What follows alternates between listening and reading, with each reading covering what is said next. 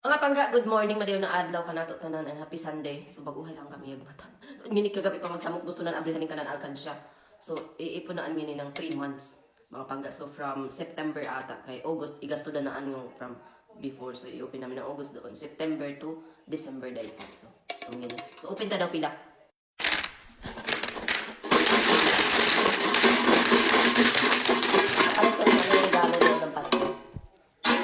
So mga panggaya kaipon ng anak ko ng 51 euro or iyan sang 3,000 pesos, 3,000 pesos. So ngini, ihatag ng tita na ngini 20 pounds. Tapos kambyuhan ko lang balaw ng 20 euro. So ngini, ihatag namin itong regalo na ana, yatanggaling unto naan kay ang ngani regaluhan. So i-keep naan. Oo mga panggaya, tudloan ko ngini pag savings gayon. Tapos mga coins. So amin total 51 euro. So makapag-shopping dayaan ng Domingo nga to kami sang mall. Are you happy with your savings? Yes. You want to save again? Yes. Because Because I want to buy and buy. it's nice to save, right? Yes. Yes. Okay. So mula mga pangga. Bye.